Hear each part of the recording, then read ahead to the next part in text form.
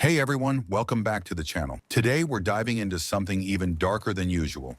Stories straight from the depths of the dark web. And no, I'm not talking about odd Reddit threads or shady chat rooms. These are chilling tales of people who ventured too far into the unknown, some of whom didn't make it back the same or didn't make it back at all. If you're new here, make sure to hit that subscribe button and turn on notifications so you never miss the spine-chilling content we've got coming your way. Quick disclaimer, this is for entertainment purposes only. All right, let's get into it.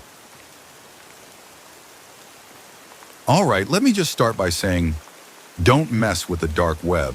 Seriously, just don't. If I'd listened to all the warnings people gave me, I wouldn't be sitting here, terrified out of my mind, wondering if I'm being watched right now. It all started a few weeks ago. I've always been a bit of a space nerd.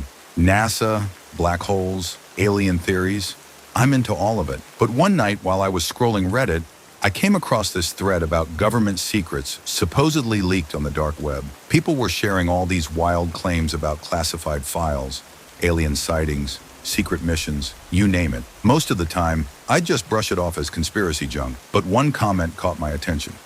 It said, "If you want the real stuff, check out this link. NASA doesn't want you to see it." Of course, curiosity got the better of me. I clicked on the link. Big mistake. It led me to some shady website with a warning at the top. Unauthorized access will be reported. Below that was a list of files with weird names like Project Eden, Lunar Artifact, and Epsilon transmission logs. It didn't look fake. In fact, it looked too real. I don't know what I was expecting. Some flashy graphics or a corny classified stamp. But no, this was plain text, folders, and dates. And right there at the bottom was one file that caught my eye. Operation Helios. Now, I don't know if you've ever been in one of those situations where you know you should stop, but you just can't. That was me. I clicked the file, and inside was a document titled Experiment 47B, Restricted Access. The document wasn't long, just a few pages, but what it said chilled me to the bone. It described a project where NASA wasn't just studying space, they were experimenting with it, testing dimensional thresholds, it said, using satellites and something called a quantum gate to open what they called non-terrestrial entry points. In simpler terms, portals. And here's the kicker. According to the report, something came through, something they couldn't explain. It was described as non-organic but alive. They'd captured it and were keeping it in an underground facility. The last line of the document read, "Status, containment compromised, termination failed." I wish I'd stopped there. I wish I'd just closed the laptop, deleted Tor, and forgotten the whole thing. But no, I kept digging.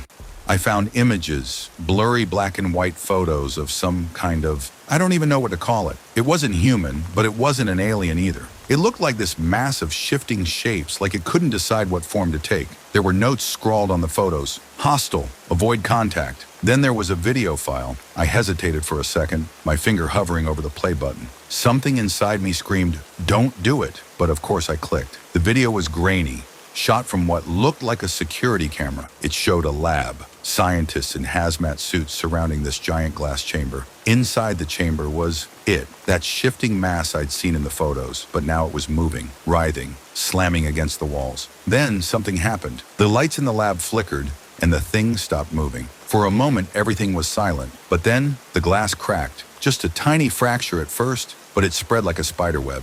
The scientists panicked, yelling, scrambling for the exit, and then the feed cut out. I was frozen. My heart was racing, and I swear I could feel my own pulse in my ears. That's when I noticed something. My laptop camera light was on. I never turn on my camera. Ever. My stomach dropped. Someone was watching me. Before I could react, my screen went black, and a message appeared. "This is a restricted file. Authorities have been alerted." I slammed the laptop shut and yanked out the battery. My mind was racing. Who had seen me? How much did they know? That's when I heard it. A car pulling up outside my house. I peeked through the blinds and saw a black SUV. You know, the stereotypical government kind. My phone buzzed and I nearly jumped out of my skin. It was an unknown number. The message said, "Stay where you are. Do not attempt to leave." Yeah, screw that. I grabbed my keys, bolted out the back door, and got in my car. I didn't have a plan. I just drove. For the next few days, I kept moving, switching motels, avoiding cameras, ditching my phone. But no matter where I went, I felt like I was being followed. Cars would sit outside my motel for hours. People in plain clothes would glance at me a little too long. And then yesterday, I got another message. I don't even know how they found me. It just said, Return the files or face the consequences. But here's the thing, I didn't take anything. I didn't download the files or save the images. All I did was look, but apparently that's enough to put a target on my back. Now I'm stuck. I can't go home. I can't call anyone for help. And every time I close my eyes, I see that thing in the chamber, shifting, slamming against the glass. So let me ask you this. If you were in my shoes, what would you do? Should I keep running? Try to explain myself? Or just disappear? Because if NASA or whatever's hunting me catches me, I don't think I'll live to tell the story. And honestly, maybe I shouldn't have told it at all. Thanks for sticking around until the end of the story. If you enjoyed it, don't forget to hit that subscribe button so you never miss a new tale. And hey, have you ever experienced anything like this? Let me know in the comments. I'd love to hear your stories. Got a favorite creepy topic you want me to cover next? Drop your suggestions below. I'll be back soon with more spine-chilling, edge-of-your-seat stories. Stay safe out there, and I'll see you in the next one.